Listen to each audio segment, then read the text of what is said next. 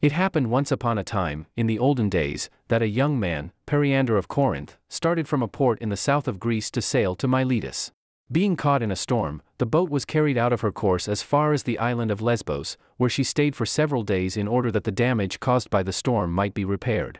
In the meantime, Periander landed and occupied himself in wandering about the island and watching the inhabitants. In his wanderings, he came one evening upon a group of men and women, the sight of whom made him pause with a longing to join them.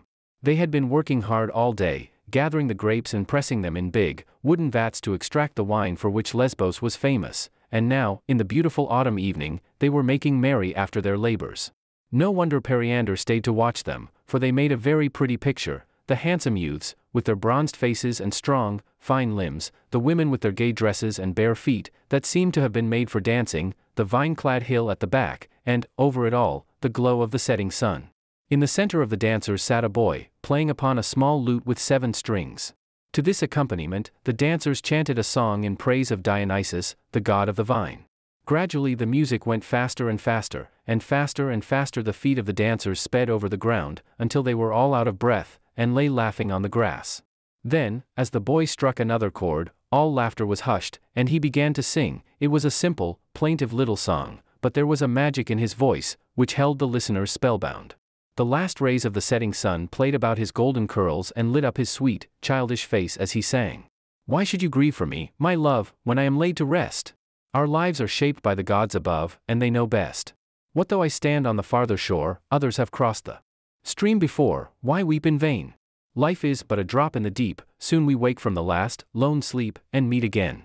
As the last note died away, a sigh came from the listeners, some of the women turned away their faces, and the young men began to talk hastily, as if to hide their emotion. Periander waited until the group began to break up. Then he stepped forward and laid his hand on the boy's shoulder. The boy looked up with a smile. "What is your name, my fair minstrel?" asked Periander. "My name is Arion," answered the boy, as if he were used to being questioned. "I come from Methymna beyond the hills, where I used to tend the goats."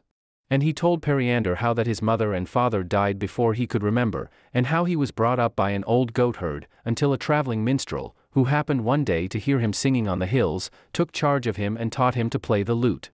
"That was one of his own songs I was singing," said Arion. "He always liked me to sing his songs, but, when I am a man, I shall make my own songs and sing them in the great cities over the sea." "And so you shall," said Periander. "Now, listen to me, Arion. Some day, perhaps, I also may be a great man, able to help you to become a great singer. Remember, when you have need of a friend, that Periander of Corinth will help you, if he can." And, when he departed, Periander left a sum of money with a worthy old couple, who promised to look after the boy and see that he wanted nothing. After some years, Periander became king of Corinth and, having a love of everything beautiful, he soon gathered about him a little band of poets, artists, and musicians. One day, when he was listening to one of the court musicians, something, it might have been a chord in the music, reminded him of the little lesbian Arion. He seemed to see once more the boy with the golden light on his curls, and the upturned faces of the peasants grouped around him, and the very words of the song ran in his head. "By Apollo," he cried, so suddenly that the musician nearly fell off his seat. "We will have the little lesbian at court and make a famous singer of him. Where is Glaucus? Ho there! Bid Glaucus attend the king." When Glaucus appeared, the king bade him take a boat and sail for Lesbos. "There you will make search for one Arion, a singer," he said. "And when you have found him, say, Periander of Corinth has need of his friend Arion. And see that you bring him safely to Corinth." Glaucus did as he was bidden, and in due time found Arion, now grown into a tall, graceful youth. Arion, when he heard the message, consented to accompany Glaucus to Corinth, where he was greeted with great kindness by Periander. He very soon became a great favorite among the Corinthians, and all the musicians envied him his beautiful voice and his skill in playing on the lute. No one had such power to soothe the king in his black moods, nor was it at court alone that his fame as a singer was known, for he was ever ready to sing to the people, who idolized him and called him the son of Apollo. Among other things he taught them the song and dance of the lesbians in honor of Dionysus and the vine. It afterward became one of the most famous songs of Greece. Many years Arion stayed with Periander, who held him in high honor and loaded him with costly presents. His fame spread as far as Italy and Sicily, and he had many requests that he would go over and sing to the people there. At length, he determined to make the journey, not only from curiosity to see new countries, but but also because he had heard of the songs sung by the Sicilian shepherds and had a great desire to study them. Periander tried to dissuade him, but, finding him resolved, he assisted him in his preparations, and on his departure exacted from him a promise that he would return to Corinth. Arion traveled about Italy and Sicily for a long time and made a great fortune by his singing. But growing tired at last of the wandering life, he went to Tarentum to find a ship which would take him back to Corinth. There were 2 or 3 ships ready to make the journey, among them one named the Nausicaa, which was manned by a crew of Corinthians. This he chose, being somewhat nervous about the large sum of money he was carrying and thinking that he could trust the Corinthians, whom he knew, better than a crew of foreigners. The Nausicaa was a strange-looking vessel, with a single sail and long oars pulled by men who sat on benches along the side. The prow, which was carved to represent the maiden Nausicaa, stood well out of the water, and the bulwarks descended in a graceful curve to rise again at the stern, where the captain stood and shaped his course by means of a broad paddle, which was hung over the side. The voyage began happily enough, the wind being favorable, and the captain and crew all deference and politeness. But when they were well out to sea, the behavior of the crew changed. They answered Arion's questions with scant politeness and held many whispered consultations, which, from the black glances cast at him, made him uneasy as to his safety. On the second evening, waking out of a light sleep, he heard them conspiring to throw him overboard and divide his wealth among them. Arion started up and implored them not to carry out their evil purpose, offering to hand over all his wealth if they would spare his life. His entreaties and promises were all in vain. "We give you a fair choice," said the captain brutally. "Either leap into the sea at once or kill yourself in some other way, and we will bury you decently on shore." Abandoning his vain appeals for mercy, Arion begged them, as a last favor, to let him sing once more before he died. "That we will not refuse," the captain answered, "though, if you think to move us by your wailing, let me tell you that you waste your breath." In reality, he was not displeased to have an opportunity of hearing the most famous singer in the world. Arion put on his sacred robes, in which he used to sing in the temple of Apollo, and, taking his lute, he stepped firmly to the prow of the vessel.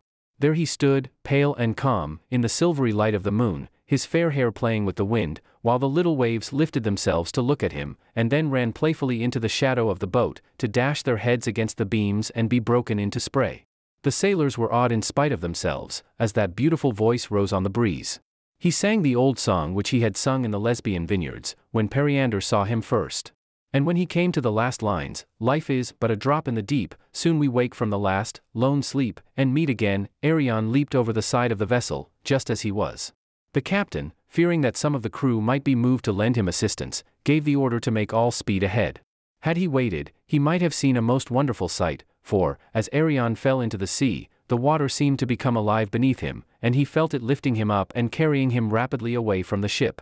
Then he discovered that he was seated astride on a great, black fish, which was swimming very rapidly on the top of the water, and he knew it must be a dolphin which had been attracted by his singing, for the dolphins, unlike most things that live in the sea, have sharp ears and are very fond of music. He touched his lute to see if the strings had suffered from the water, and, as he did so, the great back quivered beneath him. Finding, therefore, that the dolphin liked the music, and thinking that he owed it some return for saving his life, Arion began to sing and sang song after song. Whenever he stopped, the dolphin ceased from swimming, as if to inquire the reason, and when Arion began again, the dolphin bounded through the water with great strokes of his broad tail. A strange sight it must have been, had there been anyone there to see. But the dolphin went straight across the open sea, where no ships were to be seen, for the sailors of that day did not care to lose sight of the coast, but would sail all the way round a large bay rather than straight across it. So it was that Arion came to Taenarus in Greece without having been seen by any man. The dolphin took him close to the shore, where he bade it goodbye and watched it swim away disconsolately. From Taenarus he made his way on foot to Corinth. Periander was overjoyed to see him once more, and when he marveled at the strange costume in which Arion had traveled, Arion related the whole story. Periander listened attentively, and, when it was finished, remarked gravely, "Are you then so little satisfied with your victories over the musicians, Arion, that you have determined to be king of storytellers also? Does your majesty intend to throw doubt on my story?" asked Arion. "Far be it from me," answered Periander. "The story pleases me well, and, if you will tell me another such, I will take pains to believe that also." "Then Zeus be my witness. I will find means to prove it," cried Arion. "Have I not said that I doubted not?" asked Periander. "Yet I would gladly see the proof. My crown to your lute upon the issue." "So be it," said Arion.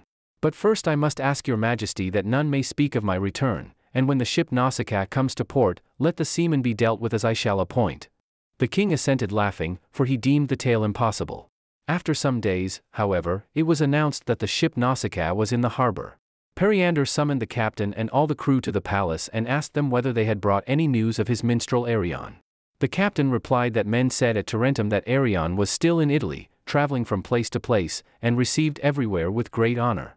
The rest of the sailors confirmed the story, and one of them added that Arion was said to prefer Italy to Greece, nor had he any intention of returning to Corinth. At that moment, a curtain was drawn and disclosed Arion, standing in his sacred robes and holding his lute, just as they had seen him last in the prow of the ship. The sailors, supposing that they beheld his spirit, were seized with terror and fell at the king's feet, confessing all their wickedness and begging for mercy. But Periander was filled with indignation and spurned them angrily. Arion interposed, urging the king to be merciful, now that the seamen had seen their wickedness and were willing to make restitution. Periander, however, would not hear of mercy. "Your compassion bears witness to your noble spirit, Arion," he replied, "but these men have planned a most cruel and cowardly murder, and cruelly shall they suffer for it. Seize me these men, guards, and bind them." The guards came forward and began to lead away the trembling wretches. "Stay," cried Arion.